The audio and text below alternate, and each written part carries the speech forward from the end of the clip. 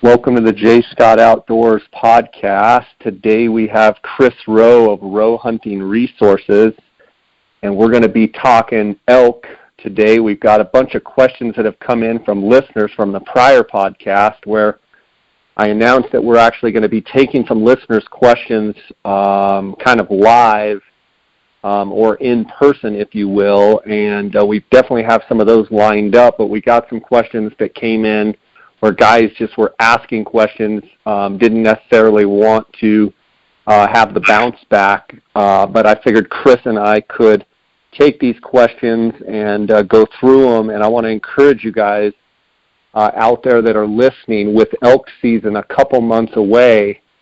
You guys, a bunch of you already have tags in your pocket. You know where you're going. Most of the Southwest, we're facing a drought. I know Montana and Wyoming and some of those states have tons of moisture. So every place is a little bit different, but I encourage you guys, send us the questions. You can send them to my email, jscottoutdoors@gmail.com.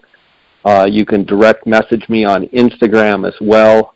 And love getting the questions from you. And Chris is obviously very well qualified to help me in answering your questions. And Chris, before we get into it, I just want to thank you for all of what you've been doing on your social media with your Instagram and your Facebook pages. And I'll let you go into it a little bit before we answer questions. But you are a property manager, a land manager, a wildlife biologist by trade. You manage land. You help people manage land. You work for people for hire to manage land, different properties, whether it be, turkey, white-tailed deer, mule deer, elk. That's what you do, but I noticed that you've been doing quite a bit of interactive stuff, video kind of showing exactly what you're doing, why you're doing it, the troubles that you're facing, the hardships and all of that. And I know that people are digging that, so I want to encourage people to check you out. Roe Hunting, that's ROE, Roe Hunting Resources on Instagram and Facebook. And being an RHR, Roe Hunting Resources member, and having subscribed to your elk module and turkey module and some of the stuff that you've got going on RHR website, I've seen it for a long time, but it's nice to see some more of the social media stuff from you, and knowing you personally, it's kind of fun to take an in-depth look at what you're doing. So I just want to say hats off to you for that. No, thanks. Yeah, no, I mean,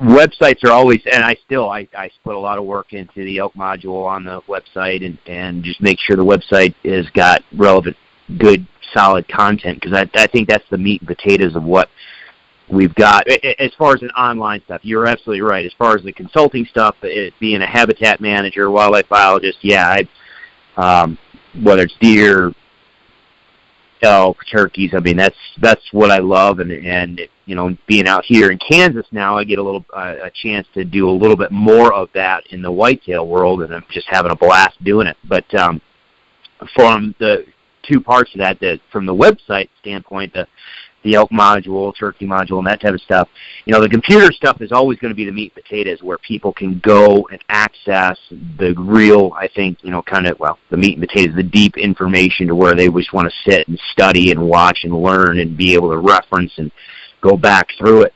But now with social media being the way it is, with the little stories and with the little videos and sharing stuff a lot easier and quicker, there's a lot of tiny little tidbits here or there, and that I can share now with folks in a way that, I don't know, it makes it a little bit more enjoyable from an interaction standpoint. You don't have to sit there and watch a long video, especially if you don't even know if you want to watch the particular video. You can just sit there and watch a 15-second or couple minute video that I do and say, okay, here we talked about this or we're talking about that, because for a lot of the stuff that I do, let's just look for whitetails for instance.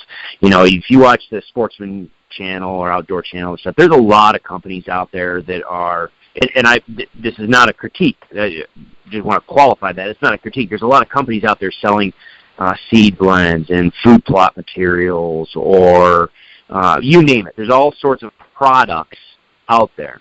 And as a business, it is in their best interest to try to market that product to the widest array of clients and potential buyers as possible. I mean, that's just what you do from a marketing standpoint. So the reality, however, is there are places and there's conditions and there are things to consider that sometimes just a standard product that works well in one part of the country is not going to work well in another part of the country, and sure is not going to work as well as it could, even if it could do well in your area, depending on what the conditions are and how you set things up, and just a variety of other factors go into whether or not you're going to see success. And one of the latest projects that you've been watching, I'm going to actually go back down here in about a week to start planting a few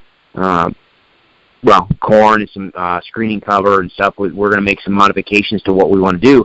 But another group had gone in there last year to basically promote a seed blend company and do a food plot. And they didn't do anything wrong per se, given, based on what the manufacturer or the company had said, but the site prep was not quite as good as it needed to be.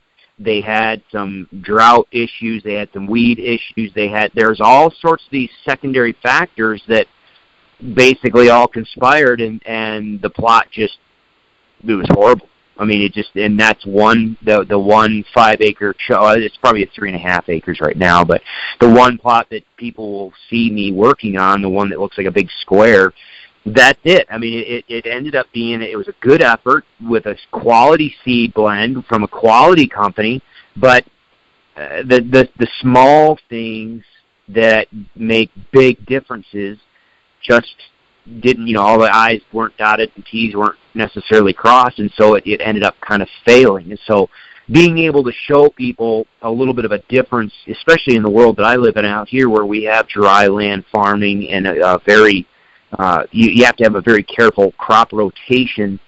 It's stuff that other people are going to encounter, but you just don't necessarily see that in the mainstream commercial TV shows or whatever. So if I can share that type of stuff, the same thing with the elk stuff. If I'm out and, people are asking me all the time about forages and stuff, so that's going to be a big one this summer, is just going through and just sharing. All right, here's what Idaho fescue looks like, or Arizona fescue. Here's what the forage looks like, and this is what you're looking for. Those type of little tidbits, I think, it doesn't take a lot of time to share quality information, but if you share it well, I think it sticks, and it's something that your brain processes. It stores that information, and then you can use it anytime you want. So the more I can do that, I'm enjoying doing it, but I think it's providing I'm getting some good feedback from folks, so we're going to try to keep sharing more of those intimate details of what I do on a kind of daily basis. Good stuff. Let's dive right into these elk questions. First question is from Justin McNew. He says, "Hi Jay, thanks for the podcast. As I've mentioned before, I can't thank you enough for that podcast. With all of the advice from professionals and hours of amazing content, I've become a much better elk hunter and learned more than I ever have on my own in such a short period of time. I guess that's what's so exciting about the age we live in. We have access to so many thoughts, experiences because of the way we communicate. As for Chris Roe, I'm so impressed with his passion and scientific and methodical approach he takes to elk calling. I purchased a membership to his site last year, as always looking for ways to become a more successful elk caller. I grew up hunting Roosevelt elk on the Oregon coast, and most of the professionals in my area seem to believe that a person has to find that one bull who wants to fight.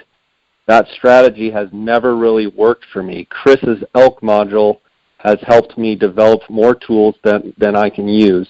If I locate a bull and he's not a herd bull or acting aggressive, I have many more options. That being said, this year I got lucky and on my first attempt got drawn for a New Mexico 16B late archery tag. And what I think what he means, Chris, is a late rut, not late like November, but, a late season, meaning the third season New Mexico rut tag. I guess my worst fear, besides the forest being closed or burnt to the ground, is that this hunt is during a full moon sequence, and it looks like we are headed into a very dry year. I want to harvest my first really older age class bull, and I know it's going to be difficult. I'm anticipating low calling activity and very dry conditions. First, I would like to ask, how would you and Chris go about identifying and locating the upper age class bull in those conditions? I have heard that the terrain does not lend itself to glassing, and I've learned that my patience for glassing is minimal. Second, I would like to ask Chris, if I find myself in a scenario similar to his video, Arizona Bugling Chaos, what is my best chance for weeding through the younger bulls and getting that older age class bull interested and into the doorway, in parentheses? Lastly, in general, what strategies has Chris found to be useful for calling elk in a full moon phase mid to late September? Thanks for the opportunity, Jay. I truly enjoy your work. So, Chris, probably let's just go back to the first question. I'd like to ask Chris how he'd like to go about identifying and locating that upper age class bull in those conditions. All right, let me. I wrote down a bunch of notes. I guess. Yeah, pull up a chair. That one. we're gonna spend some time on that one. Don't be standing on one foot waiting for the. All right, so let me go through what I've got written down. Is just make sure I've got the elements of the question. So one deals with a bright moon. He's got a full moon condition because you're talking mid to late September, right? Number one, he wants to know how he'd go about identifying and locating that upper age class bull in dry conditions and with the moon conditions. Second, he wants to ask about the Arizona Bugling Chaos. What's my best chance for weeding through younger bulls and getting to that older age class bull and get him into the doorway? And then lastly, what strategies you have found, Chris, to be useful for calling elk in a full moon phase mid to late September? All right, and I've got these things written down because I think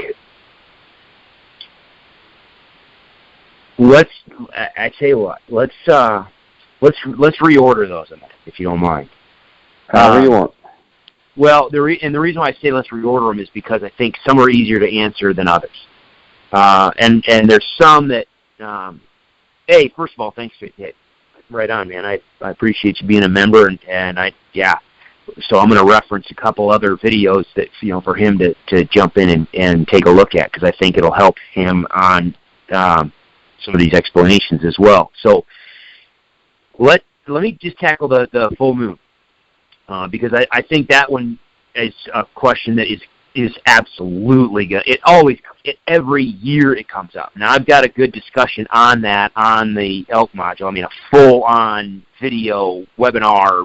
I mean, it's a full-on instructional piece on hunting what I call a bright moon phase because it doesn't necessarily have to be a full moon. You and most everybody else, if you think about it, you guys know that you start getting close to a full moon and it's still bright out, and then as soon as it goes several days past the full moon, it's still stinking bright out, at night.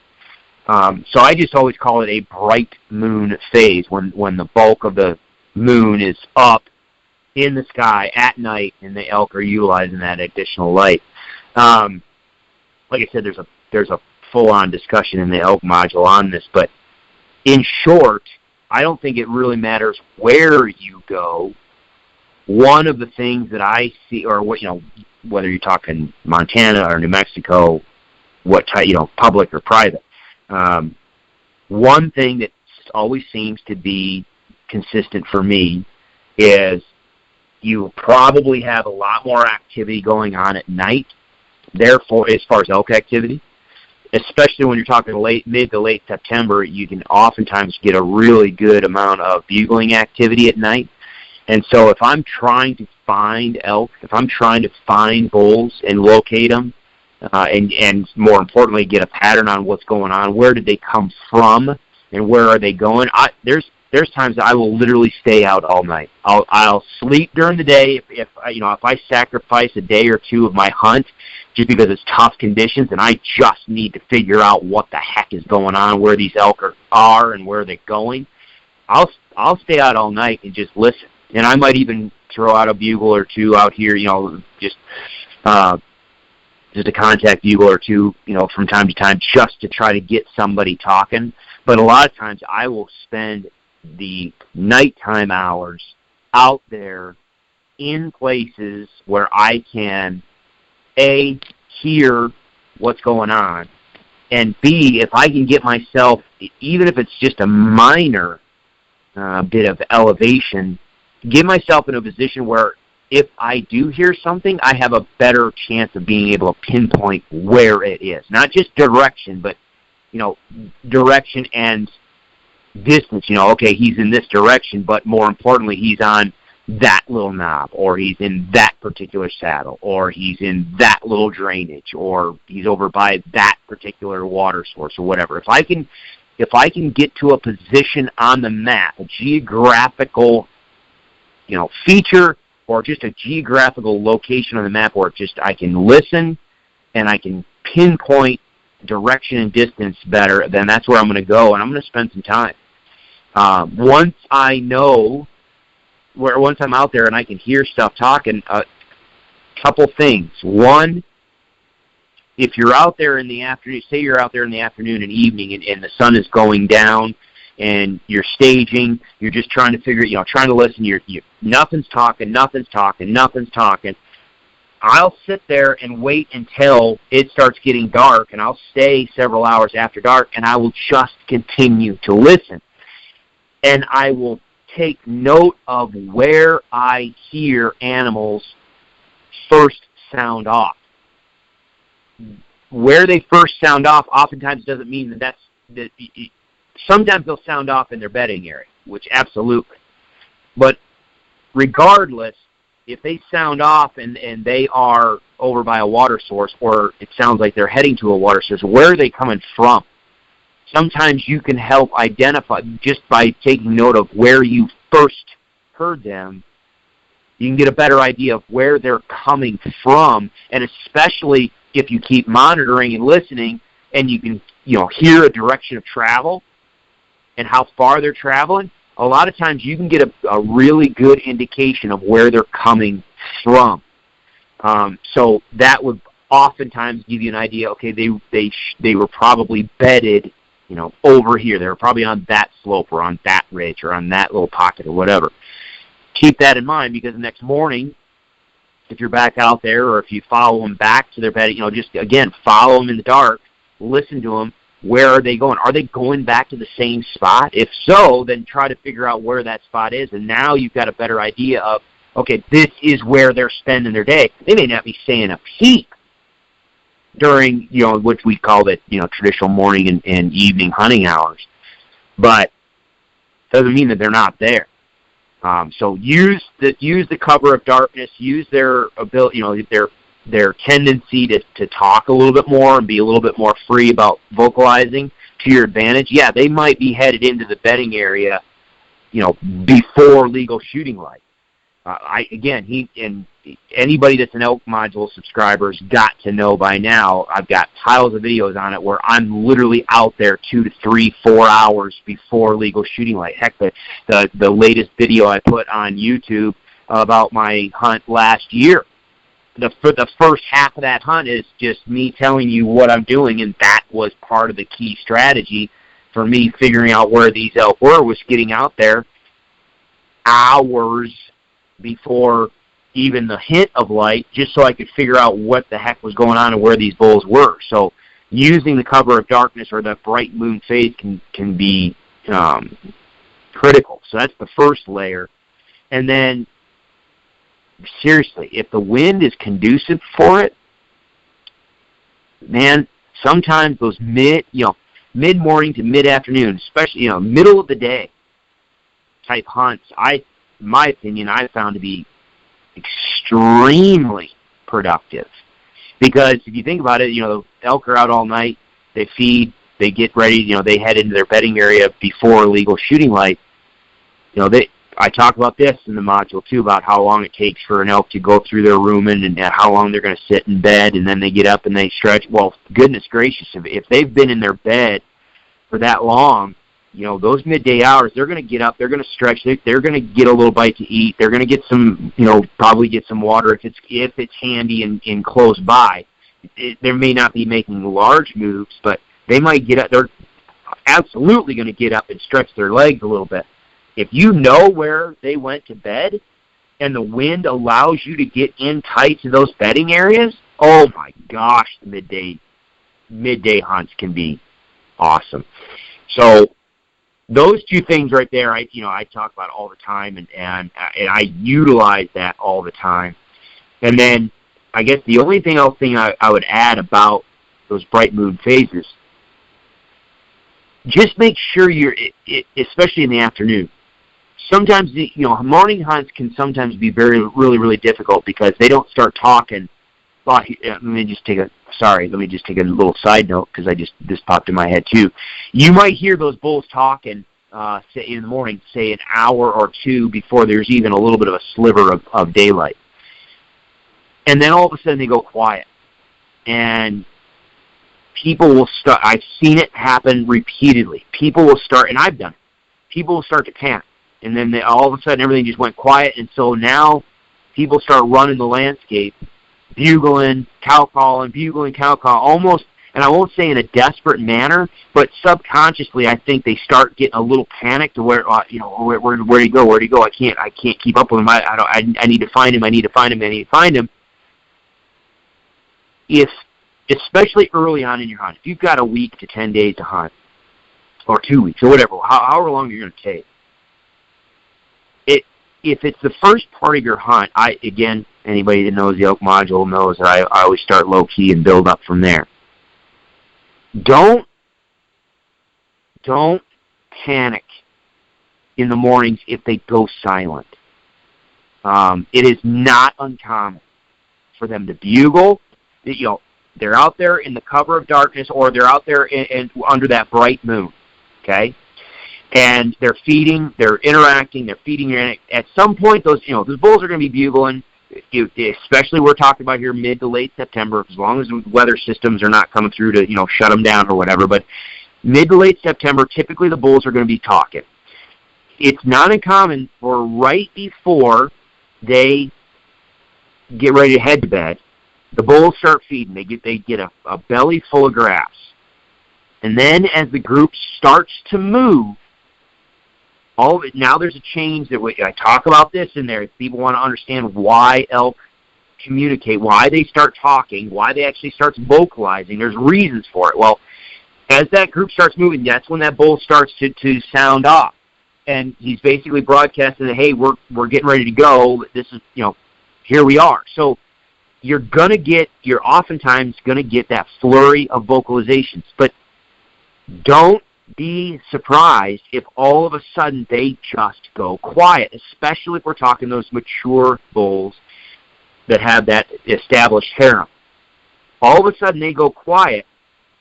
Well, that just means they're moving towards their bedding area. Now, that may be quickly. It might be slowly. And, Jay, I think you can confirm this too, down in Arizona especially. Man, it always amazes me just how far some of these groups are going between where they were out feeding all night and getting water to where they ultimately bed. There's numerous times, and I show this on the elk module. there's numerous times where it's 1.5 miles, 2 miles between where they bedded and where they were feeding and where they go to bed. But that's not always the case. But, I mean, as they're moving, sometimes they'll go quiet. Well, if you'll just have some patience, let it get daylight. Just let things get bright enough to where you can move and see clearly. Oftentimes, they will bugle as they start to get close to that bedding area. When the cows start to settle down and slow down and start looking for a place to bed down, oftentimes the bulls will start to bugle again. And if say, for instance, in this case, it's only 0.5 mile away, well, we might be talking about a 2 or 3 hour hiatus on any talking. They may have been quiet for a while. If for those 2 or 3 hours we've been in there panicked and we've been on there calling and running around, I can tell you, you're probably bumping more elk. You're probably pushing them farther. They're going deeper, and they're not relaxing.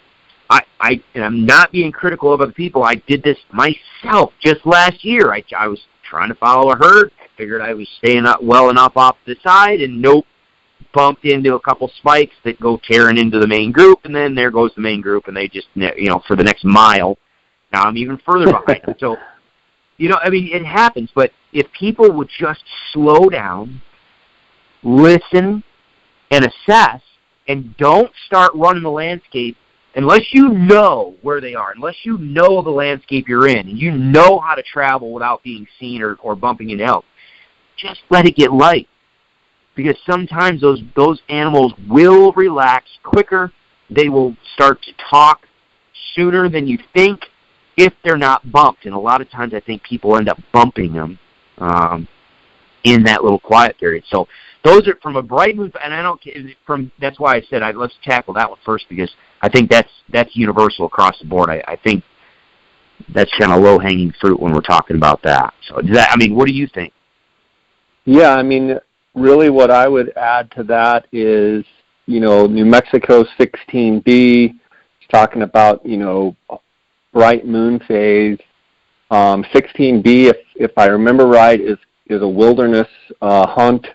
It's definitely probably a pack-in, and, whether with backpack or with horses. So he's going to have the ability to be out at night and be out listening and observing those elk. I would even say if the moon is full enough, take your lower powered binoculars, your 8 or your 10 power binoculars, and you can actually see, if the moon is bright enough, you can see a couple 100 yards and tell what bulls are.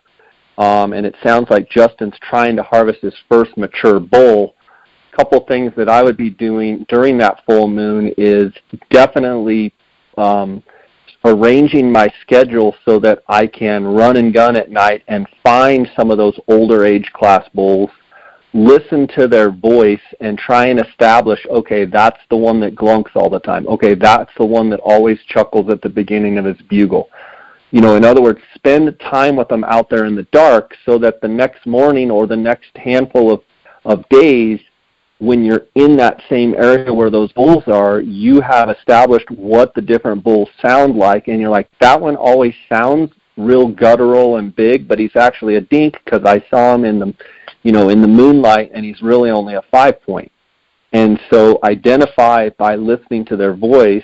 And I agree with you on midday. A lot of times, and even with deer, they're up all night, and then they're quick to bed, fairly quiet. Obviously deer don't make any noise, but then all of a sudden they bed down real close to, daylight, and then they take a couple-hour nap, and then midday they're ready to roll again. Obviously there's cows in estrus, and they're, checking cows, and so don't be afraid to, hunt during the middle of the day, and, try and slip in there on those herd bulls. And if you've spent enough time with them listening to them bugle, you probably have a chance to know, hey, that's my bull. And don't be afraid to kind of isolate and focus on one bull and attempt to try and get close, either by calling or by sneaking into that particular bull and kind of isolate and pinpoint one bull to go after. So that would be my take on the full moon. Don't be surprised at daylight if all of a sudden they shut up, exactly like what Chris is saying. Yeah, and one thing, and I'm glad you touched on it because I wrote a note here on my paper about, if we're talking about trying to locate a mature bull, if you cannot just physically lay eyes on it and confirm it. Everybody says, well, you can't judge a bull by his bugle. I agree with that. I've seen some giant bulls that have the most high-pitched voice, and I've seen some 5x5s that have the biggest, nasty, raspiest voice. So you've got to take it. You've got to kind of evaluate each one. But there's a couple things. One, oftentimes, not always, oftentimes, if you're just going off of voice, oftentimes if it's a deeper voice, it's usually an older age class bull, and older age class hopefully translates into a more, a better set of headgear. But like you said, the one thing that I will, okay, a chuckler. Those bulls that all they do, like you said, it either chuckles before he bugles or more, even more, if that's all he does. You got all these other bulls out there screaming and carrying on, and if you hear off in the distance just this one bull that just, if that's all he does, I don't care. You can have the biggest, nastiest, dinosaur-sounding bugle on one side of the mountain, and then on the other side, the only thing that bull does is chuckle. I will go after that chuckler every single time. If I can't see him, I will go after that chuckler every single time. Because a lot of times, I agree with that too. Those older age class bulls. Oh golly, this could be a really big discussion, just from a behavior standpoint. From a cow selection, what the cows are looking for, body temp, all that. Oh man, again, I geek out on this stuff.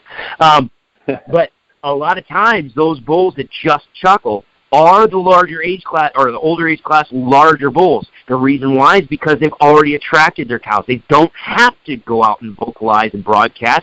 Their body just screams that they're the man to be with, and a lot of times those cows will choose that bull, and oftentimes they're going to have a harem that they're happy with. And so all they need, they don't have to be the ones out there screaming. The ones out there screaming are often either the ones that are trying to defend a harem because they're being pestered by satellite bulls, or they're bulls that don't have a harem and they're trying to find one. But an older age class bull, all he does is just chuckle. Oh, baby, yeah, that's the one I want to go lay. I want to find that bull and lay eyes on it.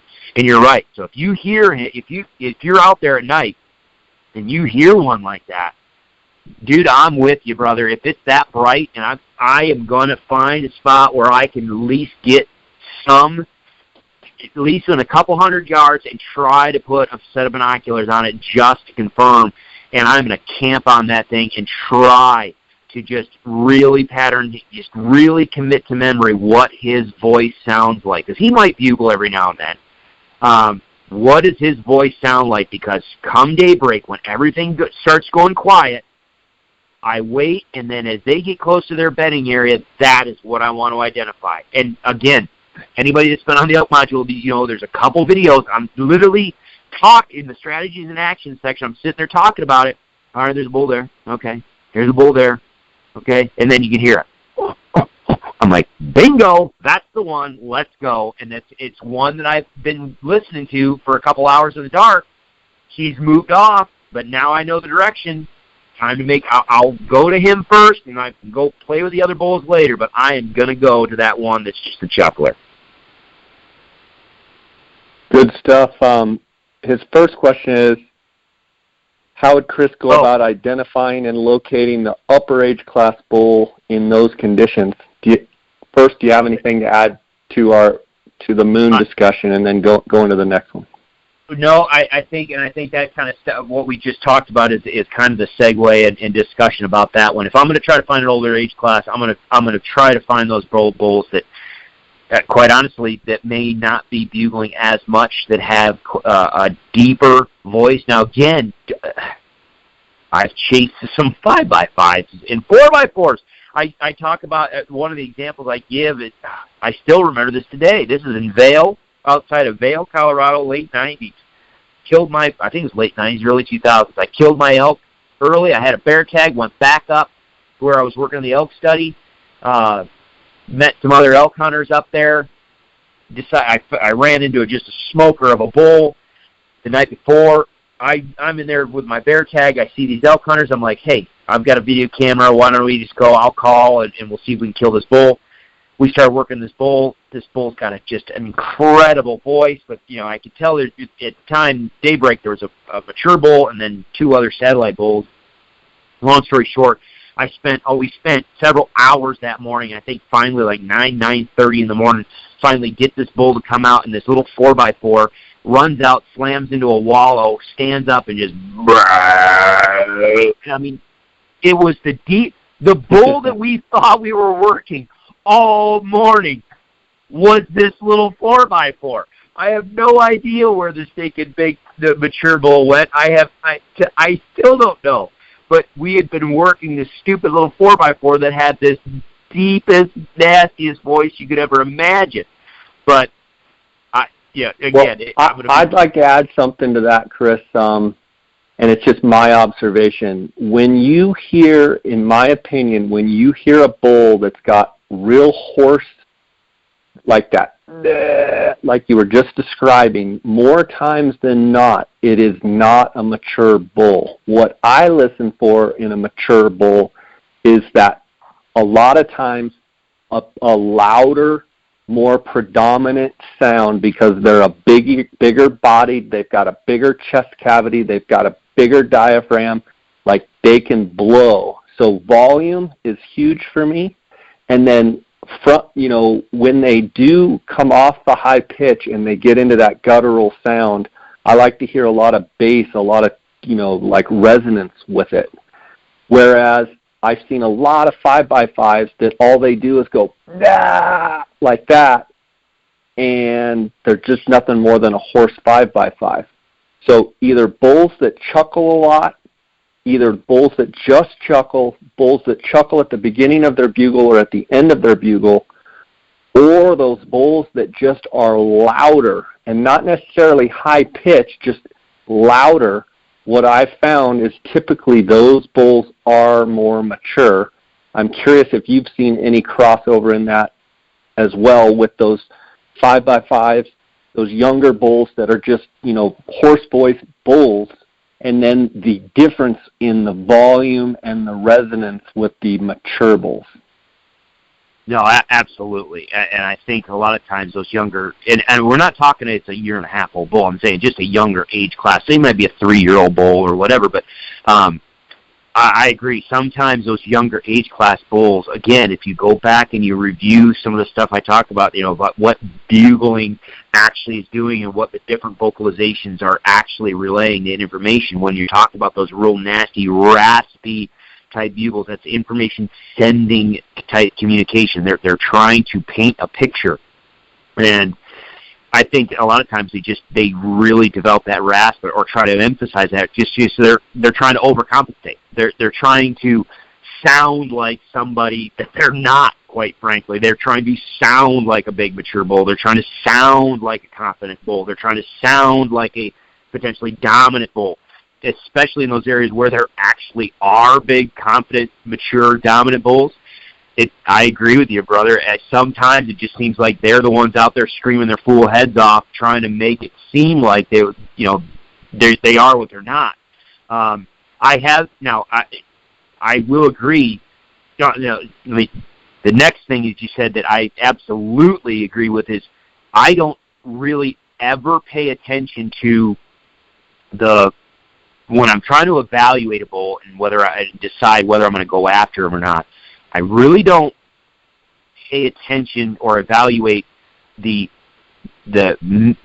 high note or the bulk of the bugle. I really don't. What I listen for is that tail end, that the ending, when that bull just has expired all the air out of his lungs.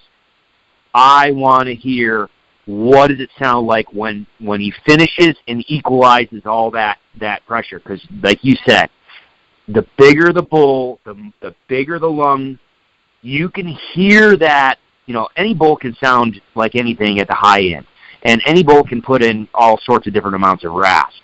But when they come off of it, and you know what I'm talking about, Jay, it's the tail end of that last little, that last bit that you can really get a feel for the deep bass that an animal may or may not have.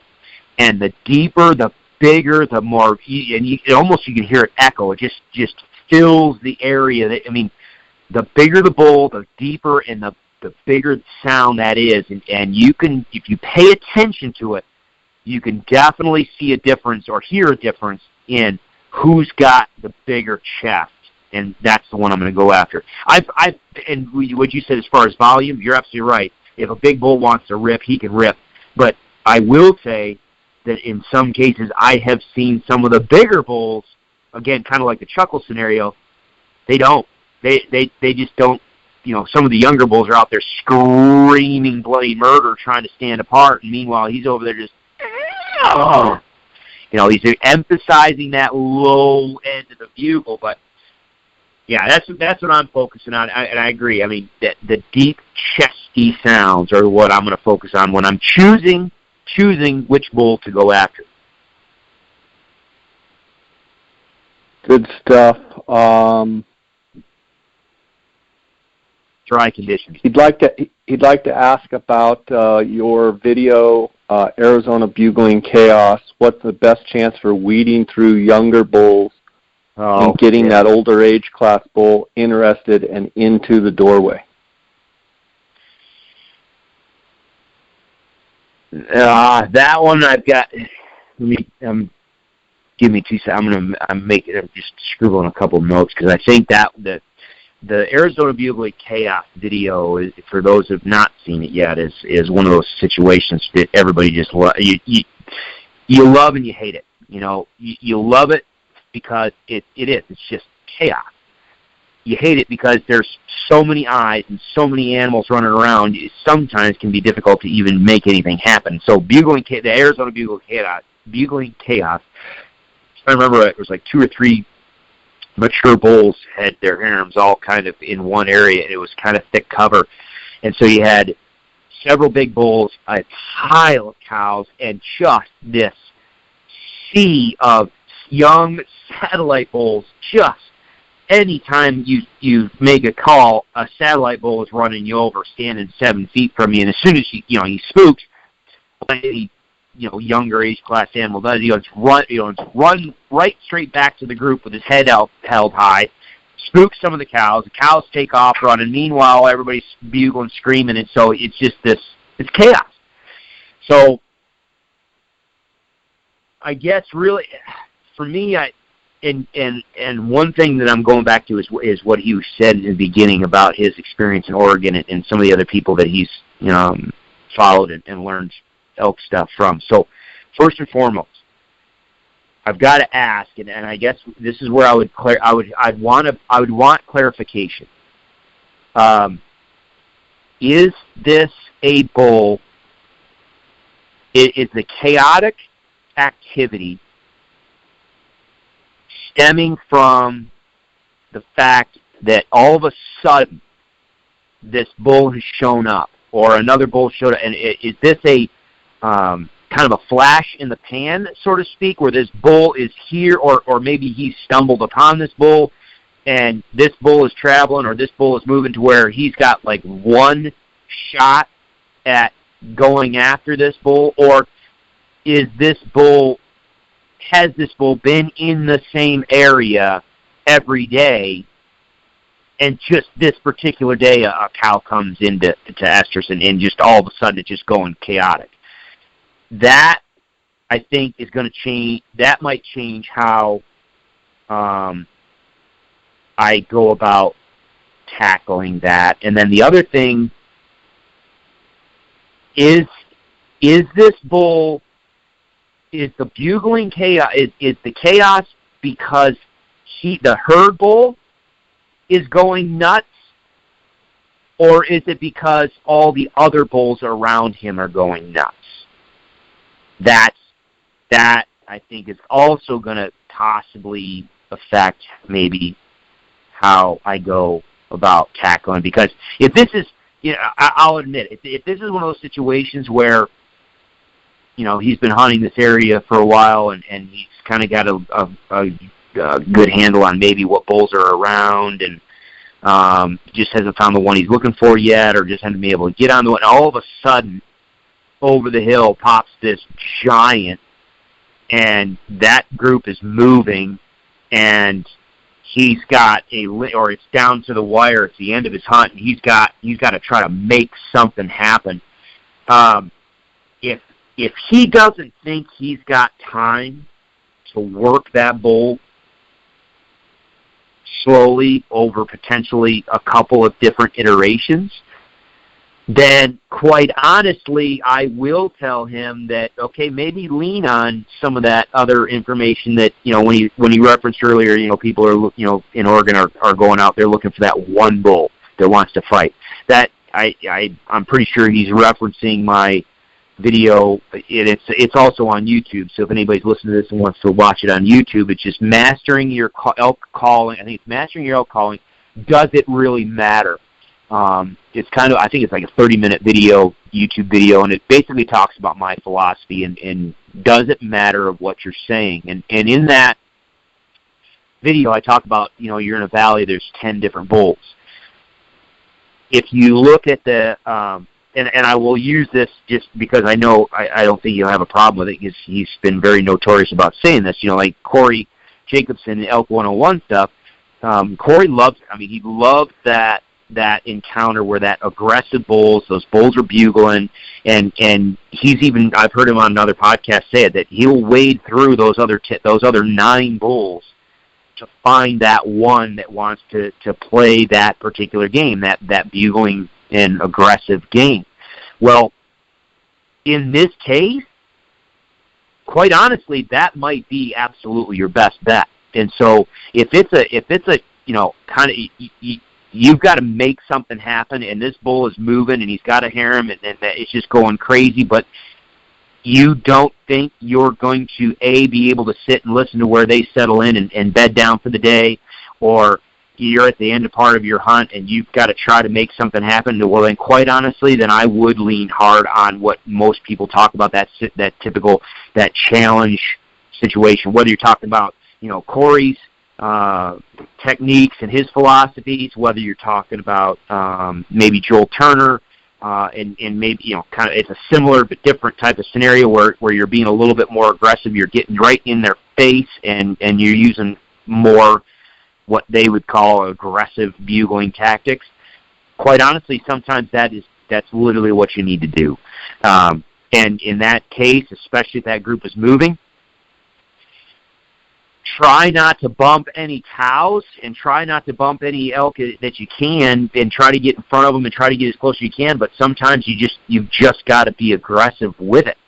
Now, with that said, if that is not the scenario, say it's a bull that he knows, like for instance, again, I'm gonna go back to my 2017 hunt, and here we are sitting there. There was a big mature bull down in this basin, but that bull, hindsight 2020. Now that after I killed my bull and spent another couple days packing it out, I got to figure out and learn that this mature bull was using the same little basin. If the mature bull he's found is stationary, if he's comfortable in the same basin and he doesn't really move, well, I'm going to tackle that baby a whole lot different, because again, I'm always going to start low key and build up if I need to. I will absolutely call. I say this all the time. I will absolutely call as much as I need to, but I will never call more than I have to. And so if I know that bull is in a particular place, and just because of satellite bulls and because of cows cycling into estrus, every now and then it just turns into this chaotic situation, as much as it's fun, I will say, as much as it's fun to get in those situations in the mornings when the bulls are, when everybody's up on their feet, sometimes it's the best thing to actually do is just sit quiet and just shadow them and wait till they bed down. Wait till they get in closer to the bedding area and bed down. If the wind is going to be conducive to do so, go in after them after they've started to bed down, or when they've finally started to settle in for the day, because a lot of times now the cows aren't going anywhere. The bull knows where his cows are. The cows are a little bit more secure, and now if you call in a satellite bull, you can let him come in and you can bump him off in a different direction, but slowly work what I do is just keep slowly working my way in closer to that herd bull. And then again, I'm going to start maybe with some cow vocalizations. If he's still, given that he's a member, you referenced the Arizona Bugling Chaos, I would tell you, go watch the Twizzler video again. That's a perfect example of what I would do on these situations where you have a big mature bull with a big harem and other elk around. I'm going to wait until they either get in close to their bedding area in mid-morning, or I'm going to get in tight and stage really close to them in the evening. When they get up out of their bed and they first start to feed, I'm going to crowd them guys, and I will probably start, just like that Twizzler video, using cow vocalizations, and I'm going to see if I can't sucker out 1, 2, maybe 3 of those cows out of that group, especially the younger age class. If I can sucker a couple of those cows out of that group and come my way, at some point he's coming out to round them up. And just like the Twizzler video, I mean, once I had those cows moving my way, he barely vocalized. I don't even think he did vocalize. He just walked out, strolled out, came out, picked them up, and brought them right back into the group, and 2 or 3 times he was standing broadside inside of 30 yards. That would have been a dead bull. So really evaluate the situation they're in. Just because it's chaos does not mean you have a limited amount of time or opportunity to work that bull. Now, again, if this is a high country area, if he's in a basin and all, there's not an elk that he wants anywhere around, and then all of a sudden one day this giant head, pops over the mountain, comes steaming, and stomping through. Okay, maybe you do. Maybe this is a short duration type of exposure, and you've got to be aggressive. But if that bull is settled, let the chaos happen. Sit back and watch it and let it happen, and then surgically insert yourself when the time is right. And maybe the time is right a day later when everything is kind of settled back down again. A lot of times that bugling chaos is because maybe a cow did in fact cycle. It stirred everybody up. That mature bull breeds that cow, and then all of a sudden, I mean, it's like a light switch. They'll breed that cow. The one cow that was cycling is now bred, and all the other bulls are like, crap. Never mind, and they just vanish. They just go off and do their own thing. Maybe it's just better to sit, enjoy, soak all that chaos in, and then come back in that evening or the next day and tackle them a little bit more surgically. What do you think?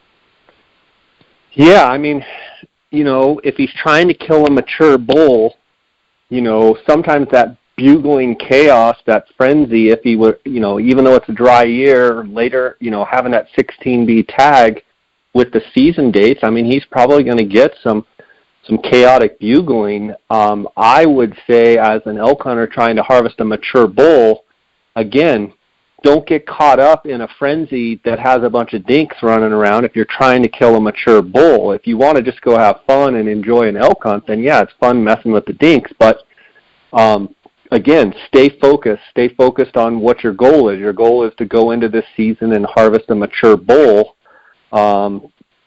In those frenzies, if there's not a mature bull and you've seen the bulls, move on and try and find that bull that you're looking for. I will tell you that as the rut progresses, in my opinion, a lot of times those bugling frenzies are centered around a big bull that has all kinds of cows, and there's little bulls trying to get in there with them. So early in the season, I might say, stay away from some of that just chaos.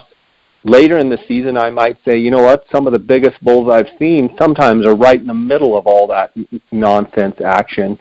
So, you just get in there, weed through the bulls a little bit with your binoculars and try and find the bull you're after, learn his voice, and then if 4, 5, 6 bulls are carrying on kind of on the right side of the chaos and the wind's right, slip way around to the left, and try and go after the one bull that you're after. Hopefully that helps Justin out with his questions. Justin, I hope that helps you out. I thank you for sending those questions in. And Chris, I think what we ought to do is just take a break and move on to the next question.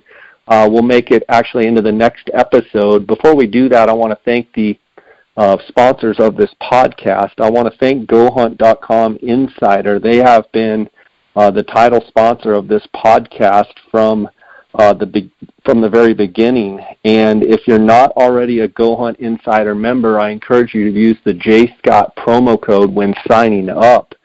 And if you're not familiar with GoHunt is the Insider is the industry leader for everything Western hunting.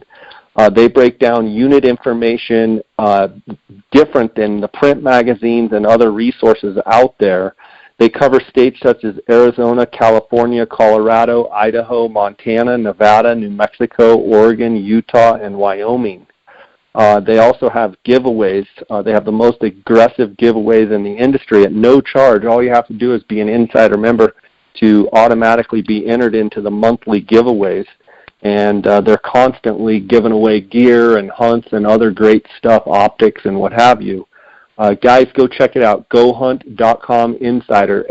About every single day I get an email from listeners saying they heard about the GoHunt Insider from my podcast and how much they appreciate the resource. So go check them out. I also want to thank KUIU Ultralight Hunting.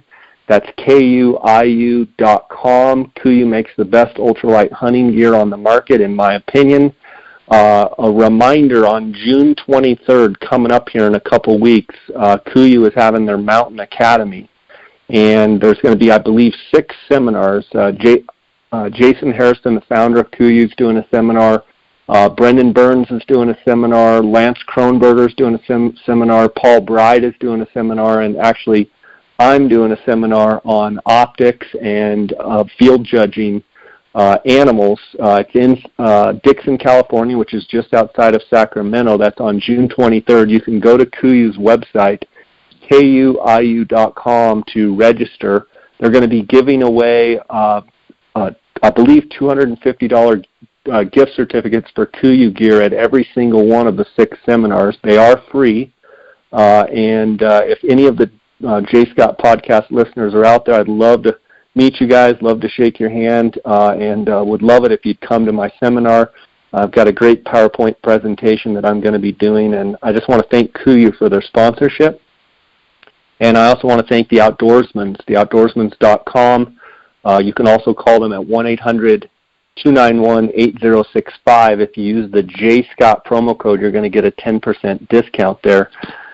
Chris, we're going to take a break here and dive into the next group of questions on elk hunting. I appreciate you being on this episode. I want to give you a chance to let the listeners know how they can follow you and how they can sign up for a Roe Hunting Resources subscription and what that entails.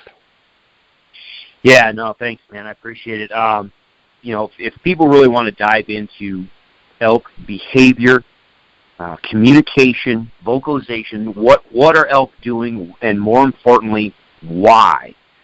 If you want to understand why elk do what they do and why they communicate with the way they do and all these things that we've been talking about, if you go to roehuntingresources.com, the website, roehuntingresources.com, you'll see that there are, in the educational materials, there's a couple places where you can, subscriptions. The Elk module, it's an online subscription. It's basically an online library. It's there's at this point now, there's got to be well over 30 hours of different videos on there, and a lot of it is elk based as far as the video itself. So anybody can flap their gums and talk to you, and there's some videos in there that, yes, I'm talking to you from an educational standpoint, but a significant portion of the instructional material in there is me videoing elk, doing elk,